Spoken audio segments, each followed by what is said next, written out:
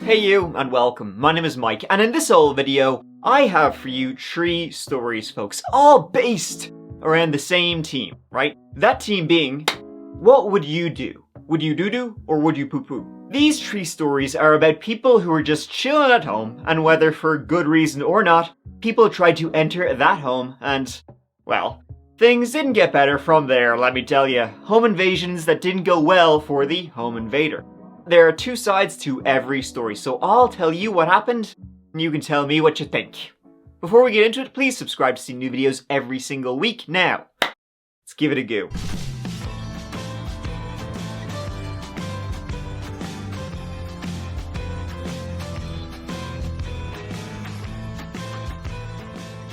Our first story takes us to the small, itty-bitty town of Sydney, Ohio. It's located on the western side of that old state, and about 20,000 people live there. Its economy is as diverse as the characters who live there, and I definitely have some characters for you in this story. Their interactions one beautiful summer's day, that day being July 31st, 2022, well, their interactions would culminate in this 911 call. 911, what's your emergency? Hello? There's some guy on my front porch, and he won't leave, and he's got his hands behind his back, and he won't answer me on the ring. Okay. But he left me a voicemail on my phone last night. Where are you at? What's your address? You off my porch! Jay! No! Oh my God, can you please hurry? Okay, do you know who he is? Hello? Ma'am? Wait, we have guns. Hey, Yeah, it's wild and it is terrifying. The Ducro family were just home after, running some errands. Some guy had tried to burst in the door, and then gunshots rang out. So, what was the story behind all of this?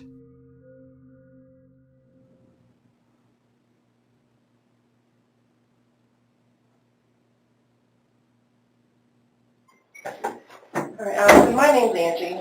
I'm an investigator here, and I just want to talk to you about what happened today, okay? If you need to take a break during any of this, just let me know. If you need to use the restroom or anything, what happened today? You want like my whole day or just... Yep, go ahead, we'll Okay. start your whole day. Me and my mom met my mom's friend down for breakfast. Okay? We were there from I want to say 9 to 10:45 probably. Okay, where'd you have breakfast? Perkins. Here in Sydney? Yeah. And you got home, I'm sorry, what time? 10:59 or 11. And we got out of the car and then we were at the first little step to get off the porch, and this car whips into the driveway 2 seconds later. Okay. Did you recognize the car at first? No, not at first. We were both well, who's that? And we were I don't know. It's well, hurry up and get inside. Because that voicemail from last night had already scared me. Well, this all began in a public high school among the endless fields that make up western Ohio, a place called Fairlawn Local School. See, there 2 teens, they met, they fell in love, they became high school sweethearts. They were Allison Ducro and James Rail. Like most high school relationships in small towns, it was on again, off again, and things were toxic from the start. Allison would say that James would send her nasty messages all the time, really toxic things, but then next minute he'd be claiming he couldn't live without her. They would break up, the relationship would become platonic, but then those sparks would again, to get lit again, rinse and repeat. This lasted for about a year and a half before they finally, they took that relationship out behind the shed and ended it for good. About time. It was an on and off thing for a couple of years. Okay. I want to say in total maybe a year and a half if we added it all up. All through your high school years or after you graduated? It started in high school and then it went out of high school. Okay. Just very briefly. Okay. What caused that breakup? He was just being a dick. Okay. Sorry, No. I'm sorry. We're all adults here. You can say whatever you need to say. He was just being rude all the time, and I was just I don't want to put up with it. Was he ever abusive physically or mentally? Well, maybe mentally a little bit. He was just getting in my head a bunch. Allison would finally have enough and block James Rail on social media so that the cycle couldn't begin again. This was in 2019. Allison thought she'd ended it then, but three, if you can believe it, count them, 3 long years would pass before it would finally come to a more permanent end. Now, James would move to California for about 18 months, and it seems there he thrived. Now, it's important to note too that James had a family who loved him. 4 siblings, no history of anger nor violence, a kind guy who was close with his family. He spent the first 8 years of his life in Louisville, Kentucky before moving with his family to Sydney, Ohio. He was big into fitness, cars, and just playing around, being a silly guy known for putting others before himself. For his occupation, he was a steel worker. However, after about a year and a half in California, for whatever reason, James decided to return to the small town of Sydney, Ohio. This was around the beginning of 2021, and small town, Allison would bump into him from time to time. They would have some mutual friends, but Allison really did not want to have anything to do with him. She made it clear she didn't want to, be friends. She didn't want to rekindle nothing. She made it clear, she was very uncomfortable being around him. And she would never speak to him directly, but she would, to his friends, or, for example, her cousin was one of his closest friends. Allison would be like, next time you're talking to James, just tell him to keep his distance. Please. But something in California changed James. Allison would say he came back different. Now also, this was in 2021, the height of COVID. That affected many people very negatively, to say the least. Perhaps that's why James came back. And it wasn't doing him any favors either. Friends would say he was acting weird. Something in him had changed. He just wasn't very pleasant. He just wasn't a very pleasant guy to be around. Now, it's not like he was, off the handle. He didn't really do drugs much. He just smoked weed from time to time. That was about it. Is there anything about him that you think we should know about his personality? Has he ever threatened anybody before? Was he a fighter? I thought he was always very nice. He was okay in high school, but then after he came back from California, he just was different.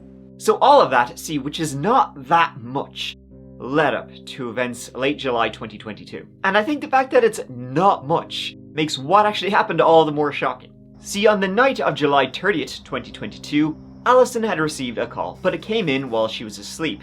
So she only saw the call and heard the voicemail the following morning. The call had been from James Rail. Obviously, this was extremely surprising to Allison. She hadn't spoken to him in yonks. And so she pressed play, and this is what she heard. Hi, Ollie. It's James. I just wanted to reach out to you because I just wanted to see how you're doing. Maybe hear from you if that would be all right, I guess. It's been a while since I've talked to you, and I don't know. I feel like it. I don't know what I feel. Honestly, it sounds kind of sad. It sounds like he was depressed, or something, at least to me that's how it sounds. So Allison was humming and hawing about what to do. She wasn't really sure how to respond. How do you respond to this? What did the voicemail say? Well, he was making a weird noise at the beginning. I don't know what it was. And then he kept saying, hey, I want to call you. You should call me back tomorrow because I know it's late. And then he just kept saying, after that. I was like, that's a little weird. Okay. Because I know how he usually talks, and it wasn't like that at all. Usually he was a nice kid before this. Okay. I don't know what it was. When's the last time you had talked to him? It was either the beginning of last year or the end of the year before, because my cousin had been living with us for a little bit. Okay. And him and my cousin were friends, so he came to pick him up. And I told Clay, my cousin, I was like, hey, did you tell him that I'm not comfortable with him being over and everything? He was like, yeah, that's fine. And that was it. As you can imagine, old boyfriend and Hannah exactly ended in the best possible way. And in a small town, these cycles tend to repeat themselves. Allison, well, she thought the only response she could have, which would be a mature and grown-up one, was simply no response at all. She decided not to call back, not to text him back, not to anything, just in case it would give him maybe the wrong idea about where this would end, or where this would go. But it appears that James would not take no response as a response. It was later that same day, Allison and her mother went out for breakfast, and then did some shopping at a nearby store, picking up a few odds and ends, arriving home around 11 a.m. As they were on the porch, just opening the door, a car pulled into the driveway behind them, and you can hear them ask, "Whose car is that?"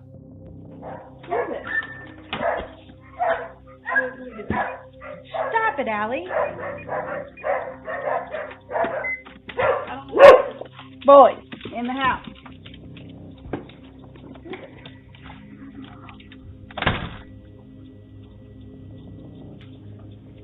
He had to have either been sitting somewhere and seen us, or he was just already falling. I don't know. I don't want to assume anything. Right. They continued into the house at this point, unaware that that was actually James's car. He got out and rang the doorbell, but when no one answered, as you can assume, they checked the camera and saw it was James. I'm doing it. Wait. He's leaving. Hey. He's coming back. Nope, I'm coming. James, she doesn't want to talk to you. Well, he then started to get agitated. He's got this dazed look on his face, like a 1,000-yard stare or something.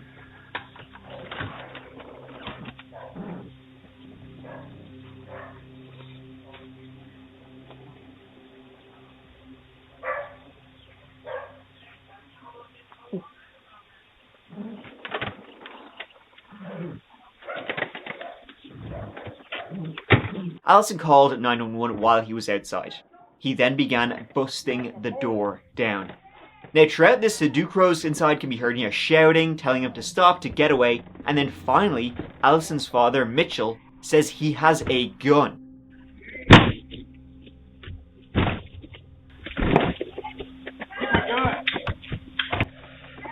James kept barging in, and he finally busted through the door. He did not set foot inside the house, but the door was broken. However, as soon as the door finally gave way, Mitchell, who's standing directly under your side, he opened fire on James Rail. James was shot as he ran, shot in the back, shot 3 times, and he died in the driveway. Okay.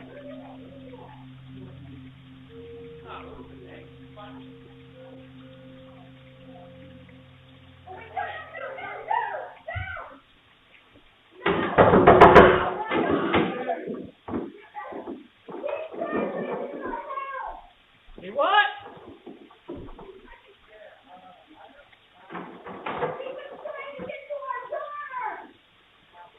Okay, wait. He's fine. He don't have nothing. He don't have no gun. He don't have no gun.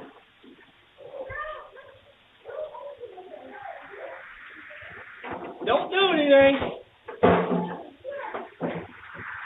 He's trying to break in and get to our daughter. okay. Well, he's not moving. He don't have a gun. He broke our door in. Trying to get to our daughter. Our daughter's busted in. Okay, hold on. Did you shoot him? Yes. Oh, shit. Okay. Weirdly, the neighbor who overheard what had happened decided to get into an argument about this. I think he missed the whole breaking down the door part. Why are you here? Was he dating her? They dated a long time ago. It was a long time ago. I think. And he Yeah. left her voicemail, left a message last night. He's gone. Dude, he's about ready to die. He did get it. It's something that, I mean, he's still breathing, but barely. Man, stop staring at this man, bro. I think he took a few breaths there a little bit ago, and then he quit. So I think he died. So we're here next door and all this. I heard the went down, gunshots and I seen him drop and. Invasion.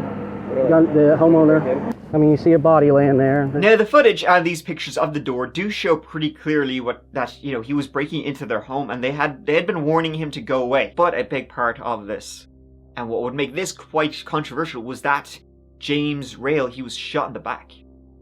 The bullet that killed him had gone into his back. A medical examiner, by the way, would later say that James Rail had no intoxicants in his system, no drugs or alcohol of any kind. Most people viewed Mitchell as a guy who saved his daughter's life.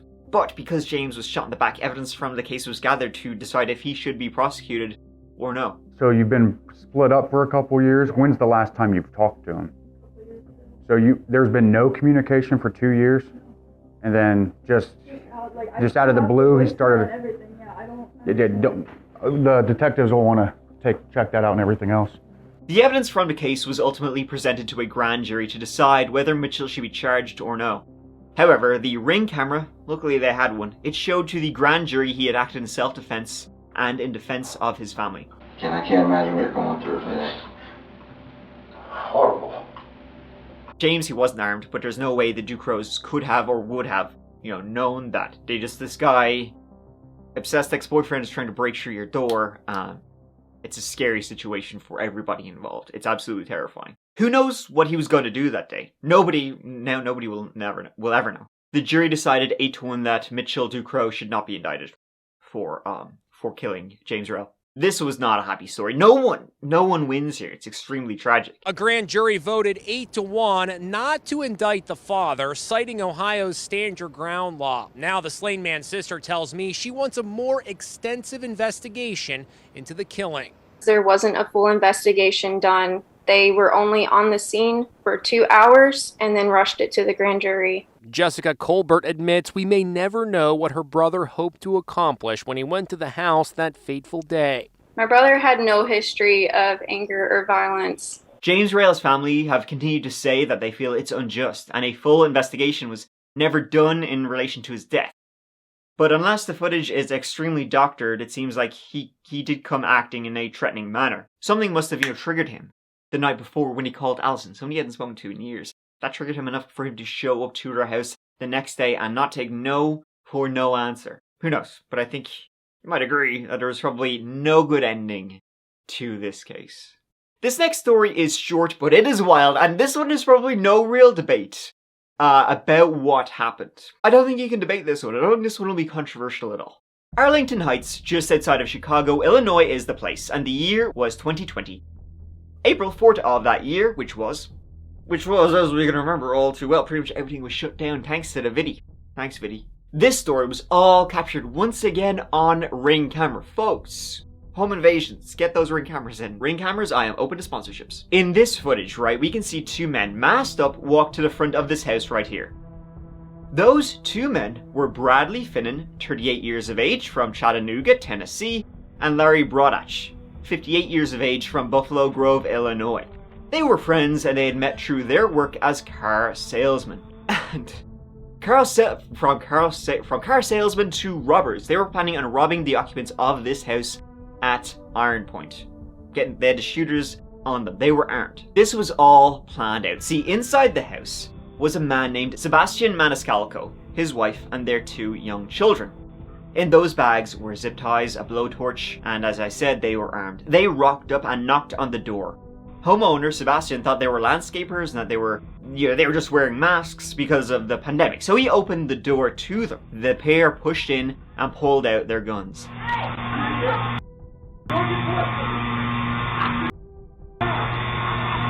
This then led to a struggle right on the other side of that door between Sebastian and Bradley, struggling for the gun, while Sebastian's wife, she booked it. She ran up the stairs to her children in her children's room, while the other guy, Larry, he chased the wife up to the room where the kids are. He then pulled an iron on Sebastian's wife and 2 kids inside. Bradley and Sebastian continued to fight. This ended up outside and Bradley then legged it out of there. He ran for his life. Sebastian then ran to his own bedroom to get his own gun. Larry followed him into his bedroom, smacked Sebastian over the back of the head. There was another struggle between Sebastian and Larry. Larry then dropped his gun, pulled out a knife. Sebastian pulled out a gun. He shot him dead. This is a movie. A home invasion gone horribly wrong for the home invaders, but that's a good thing. Larry Brodach was pronounced dead at the scene, and Bradley Finnan was soon arrested at his mother's home. Sebastian Maniscalco had fought off 2 home invaders and saved his own and his family's lives. He had fought like a lion. He'd been a hero for what he had done, in fairness. And this is the weird part. Well, there's actually 2. One is that Larry Brodach had a history of home invasions going back 30 years, if you can believe that. He'd been in and out of prison, reportedly, according to Bradley Finnan anyway. He would say Larry was always talking about all these home invasions he had done. And the reason they chose this house in particular is insane. By the way, they did not know each other. Sebastian had never met Larry or Bradley before in his life. The reason they chose this house was that Larry, during his many home invasions, he claimed that in this house, they had $200,000 in cash in boxes. He knew that because he had seen it 20 years ago. He thought it might still be there, so may as well rob it. Finian is facing home invasion and murder charges after an attempted home invasion in Arlington Heights. The second bizarre thing is that Bradley Finnan was charged with murder because under Illinois felony murder law, homicide charges can be filed when someone is killed during the course of a crime, even if the death was caused by someone else, and the person charged with murder did not intend for the person to die. So basically, it's Bradley's fault that his friend was killed, and so he was screwed. There have been no updates on this case since charges were filed back in April 2020, but that's insane. People did not find this one controversial at all. And finally, I have a third story for you in this whole video, and this one is, again, people found it pretty controversial, too.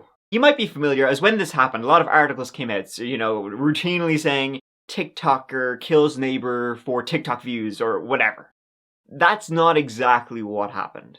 This story takes us to Vineland, New Jersey. Zachary Latham was an 18-year-old living in Vineland, New Jersey, and he was a bit of a nuisance to his neighbors.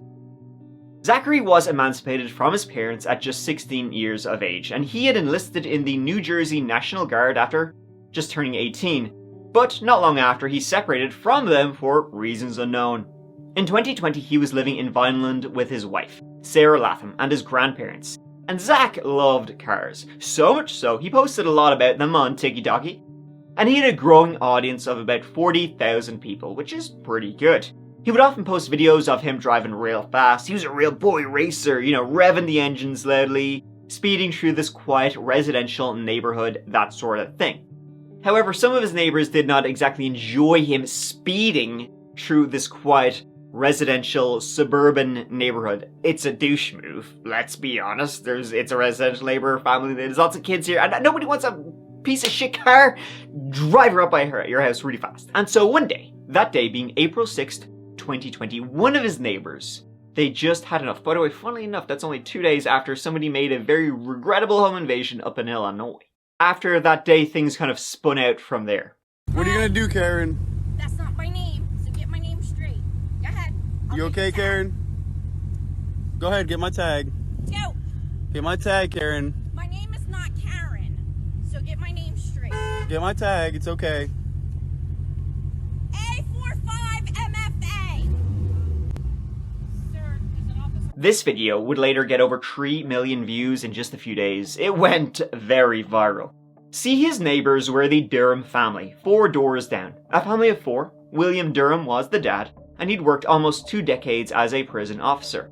His wife was Catherine, who went by Tiffany, her middle name, who you can see here in this famous TikTok. And they had 2 sons, Billy, William Jr. Billy, 21 years of age, and Gage, 17. Now the Durhams, as you can imagine, did not take too kindly to this old video, but Zach, it was a hit for him. Jeez, he's gone viral, he's famous. May as well lean into it. Why not get more of the same? And his viewers are kind of egging him on, too, because of the whole, you know, Karen-esque. People love to hate their Karens. Do you think many literal Karens changed their name because of the whole Karen thing? Some of his followers would even drive by the Durham house, like taunting them. They became like famous because Zach was posting the address for everybody to see. The entire Durham family, this would have words with Zach. He would be driving outside their house, taunting them, ready to film them. This kept escalating and escalating, shouting in the streets, all that sort of stuff. Zach seems like a real douchebag at this point. The Durhams kind of seem rightfully annoyed. All because my car is loud. 3 cop cars. Tiffany would call the police numerous times on Zach. There'd be allegations that he had tried to run them off the road while they were cycling down the streets. Tiffany would once call saying he had physically assaulted her, that she had a black eye, but charges would never be pressed. Like, even the police were well aware of the feud that was going on this street between these 2 families. I mean, between the entire Durham family and then just Zach. A knife, dude, you better play.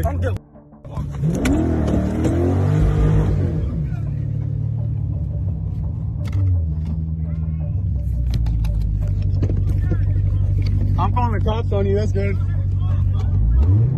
Alright. Yeah. Zach was making life basically awful for everybody who lived there. This would culminate on May 4th, 2020. Just 1 month. That's just 1 month after the initial TikTok. That day, Zach, his wife, and 2 of his friends, they went dirt biking in the afternoon. Going to and coming from, they would have incidents with the Durhams, including the big one. See, it was on the way home from dirt biking that the Durham family stopped him and confronted him once again. They were ready for him parked in the middle of the road. After another argument, Zach and Sarah arrived home. And at this point, Zach told Sarah to start recording. Basically, they're gonna follow us home. Sarah waited outside while Zach went inside, got a knife and a stun gun, and then stood in the driveway. This is what happened. It's pretty horrifying. I promise you, you better back up because you're not gonna like what's coming out. I promise you. No. No.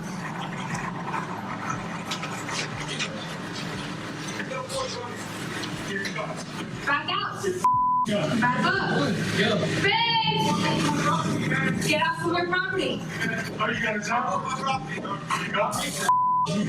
Get off the property. Get off the property! A struggle ensued between Zach, Billy, and William, with the 2 Durhams following Zach into his garage, and things escalated pretty quickly. 2 of Zach's friends were still inside his car, 2 friends they'd gone dirt biking with, and they then rushed in after to try and help their friend Zach. The Durhams began hitting Zach on the ground, and at one point, William was stabbed by Zach in the armpit. This stab actually punctured William's lung. The Durhams left Zach's house, with Bill helping his dad William into the truck, and they went home. But at this point, no one really knew how bad William was, and Zach was in fact the one that called 911. It actually seems that Zach was the one who knew how bad William was before his own family did, probably because he could see how much blood was in his garage. 911, where's your emergency? There's blood all over the place. I just got assaulted and jumped. Are you the one that got stabbed? No, that was the other victim, but I got beat up really bad and I had blood all over me. And you want an ambulance? I don't know. All right, the people who did it to you, are they still there? They came with trucks, came on my property with guns, and then when I fought them off, they drove away. All right, how are you injured, sir?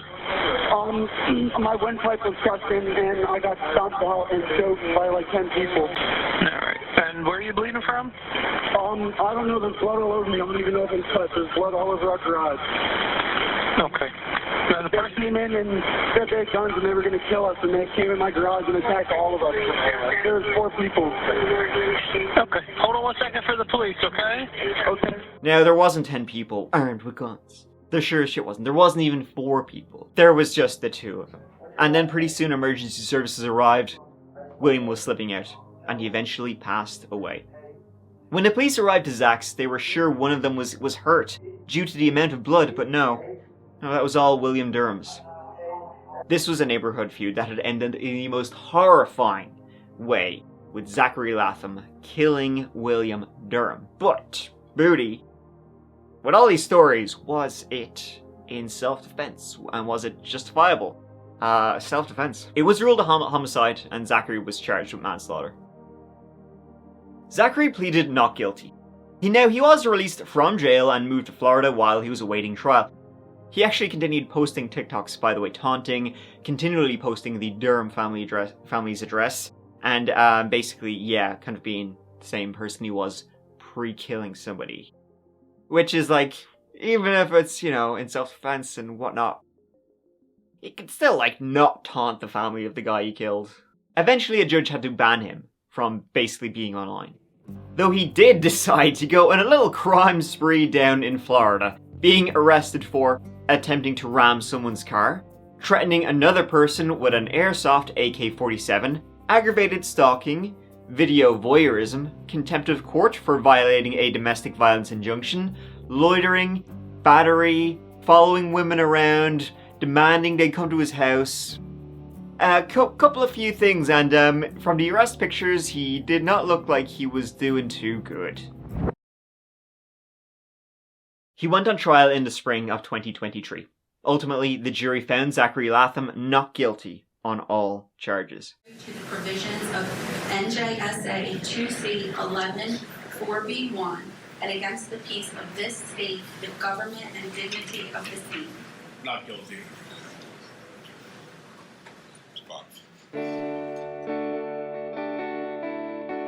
It is a controversial case because Zachary seemed like a bit of a douchebag in all fairness. He probably did deserve a bit of a smack for what he was doing. But the way they came at him, and it was found that William Durham was drunk at the time, and they had intended to do him harm. Well, it's pretty terrifying the way they came at him too. Zach was attacked pretty scarily in his own home. I mean, I don't think Zach meant to kill. That's why the entire he killed for TikTok views is dumb, because he didn't. Nobody would in their right mind. He did act like an ass for TikTok views, yeah. And it seems like a lot of people do act like asses for TikTok views. But it's ultimately a tragic incident that really should have simply been avoided. This never should have happened in the first place. Nobody needed to die in any of these cases. Nobody needed to die or should have died. And there you have it. That's 3 cases of home invasions and self-defense killings. It's a little bit different from the usual of that chapter stuff we got, because usually I cover cases about killers murdering for nefarious ends. This is about people killing who were kind of forced into killing. It's interesting to spin that on its head. People who killed because they thought they were going to be, people who killed just to protect themselves and their families. But there you go. Please let me know your thoughts, as always, on these cases down in the usual places, because they are bizarre. Really weird cases, but I'd love to know your thoughts on each and every one. And yeah, until the next little video, which should be ready in a couple of days, so you can check it out then. Please take care of each other and yourselves, because I'll be Mike out.